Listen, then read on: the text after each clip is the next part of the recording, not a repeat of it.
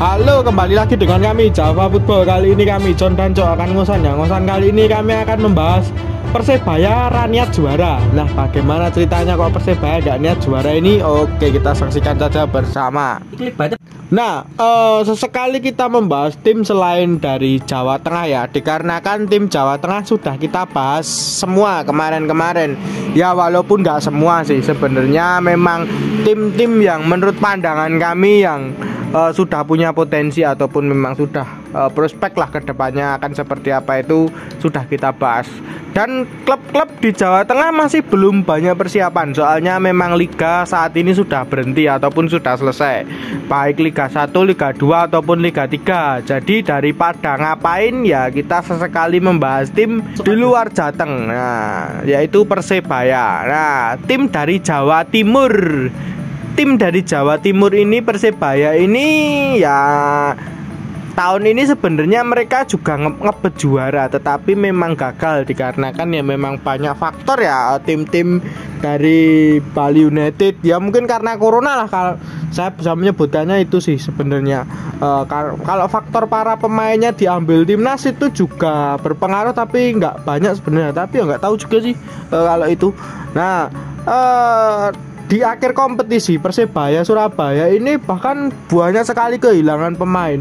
Bahkan pemain-pemain inti, gerbong-gerbong para pemainnya itu banyak yang pergi dan hilang. Yang terutama kemarin yang baru hangat yaitu Marukawa itu pindah ke PSIS. Dan ada lagi pemainnya Rahmat Irianto itu juga pergi. Wah, banyak gerbong-gerbong Persebaya yang hilang. Apakah Persebaya tahun depan itu tidak menargetkan juara ataupun memang zona nyaman atau bagaimana? Menurut pandanganmu gimana dulu ini, Cok, soal Persebaya ini? Ya, Persebaya memang tahun ini atau tahun kemarin itu tagline-nya memang lebih ke pembinaan usia muda ya. Mereka banyak mengorbitkan pemain-pemain muda dan efeknya ya Sintayong pun terkesima dengan pemain-pemain muda Persebaya.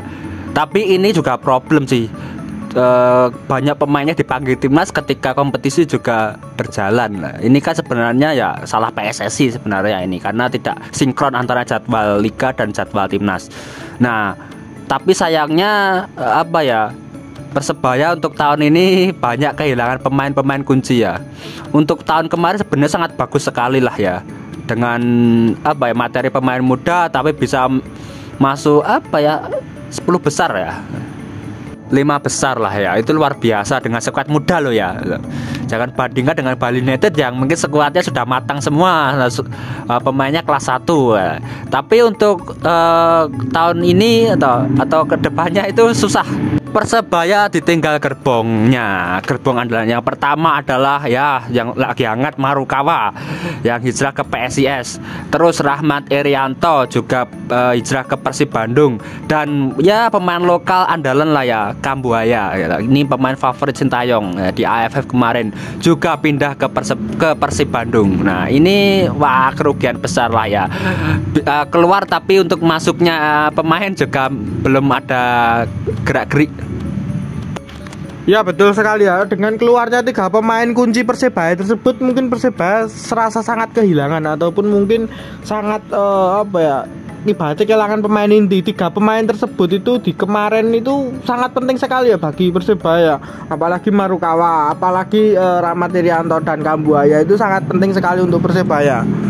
Jika Persebaya tidak segera mendapatkan pemain pengganti dari 3 pemain tersebut, ya mungkin kedepannya Persebaya itu ya mungkin akan gini-gini aja, atau walaupun untuk juara memang sangat susah sekali gitu. Padahal tuntutan dari supporternya, bonek mania sendiri menginginkan Persebaya itu ya juara untuk tahun depan dan tidak main-main lagi untuk tahun depan. Bahkan bisa dibilang ya tahun ini Persebaya itu penurunan sebenarnya. Dari tahun kemarin itu Persebaya bisa runner up, lalu tahun ini malah masuk cuma 5 besar. Itu sebenarnya penurunan bagi Persebaya Surabaya sendiri ya. Bisa dibilang seperti itu bukan prestasi tapi malah penurunan itu ibaratkan. Harusnya juara ya, tapi namanya juga sepak bola, pasti juga ada menang dan kalah gitu. Nah, berarti kan tim itu memang harus dipersiapkan sejak dini ya. Kalau Liga 1, klub Liga 1 sebenarnya sudah banyak yang tancap gas seperti PSIS Semarang, Persib Bandung, seperti yang lain-lain ya. Bahkan Persis Solo sudah memulai latihan untuk pemainnya.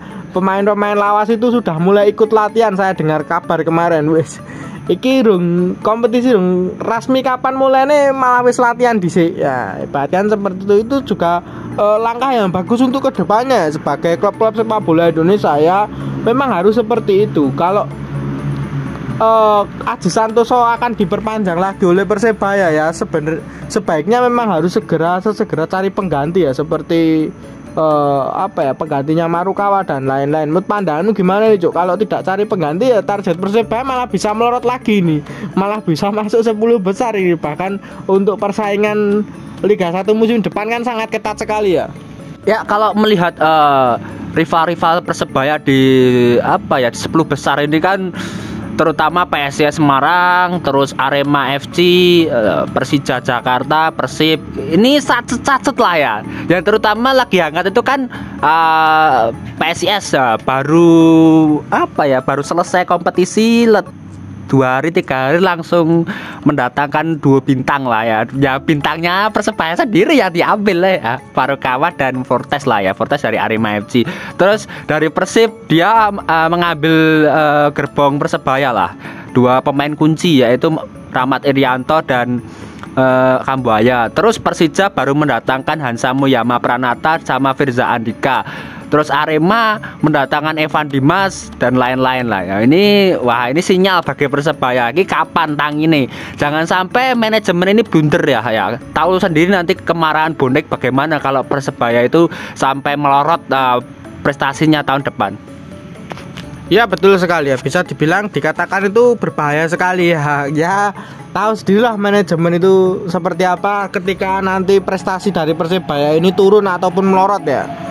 Bisa dibilang bisa mencontoh rivalnya ataupun Arema FC. Arema sendiri kehilangan pemain kunci yaitu Fortes, tetapi langsung mendatangkan 4 pemain.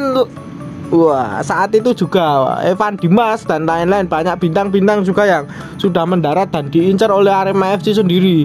Lalu ada tim baru Rans, itu juga sudah mulai mengincar para pemain-pemain top. Dan saya dengar kemarin Dewa United sudah mendatangkan pelatih baru Neil Maizar, dan para pemain-pemainnya sudah mulai berkumpul juga.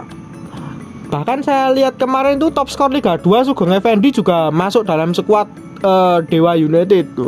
Sudah mulai banyak yang pembentukan. Tapi kalau Persebaya masih gini-gini yo, memang susah sekali ya untuk target juara ke depannya.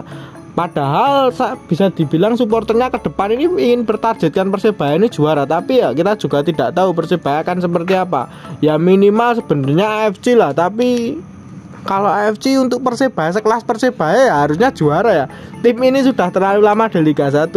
Ya mungkin tahun besok itu sangat seru sekali ya bagi tim-tim Liga 1 lainnya. Menurut pandanganmu, jika Coach Aji ini masih memainkan para pemain muda untuk juara itu bagaimana presentasinya susah ataupun gimana ini masih memainkan para pemain muda-mudanya? Kalau untuk pemain muda target juara ya presentasinya sekitar 20% atau 30% saja. Hampir mustahil lah ya kalau hanya mengandalkan talenta muda untuk juara. Kalau mau juara ya presentasinya harus 60-40 ya, 60% pemain matang, 40% pemain muda. Dalam arti 60% pemain matang ini ya pemain yang sudah terbiasa dengan atmosfer juara ya loh. Mungkin bisa membeli gerbong pemain Bali United itu kan ya bisa. Kalau manajemen Persebaya itu kuat dana lah ya loh. Borong itu pemain Bali United itu.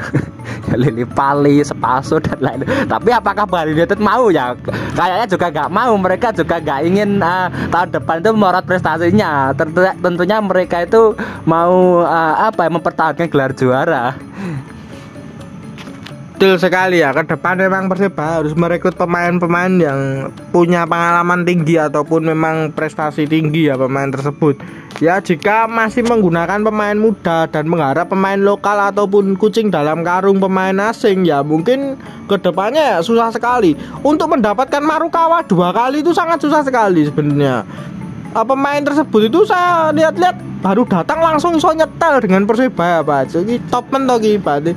Nah itu ibaratkan itu bejan-bejanan ibaratnya mendatangkan Marukawa itu untuk kedua kali, bejan-bejanan nanti ke depannya.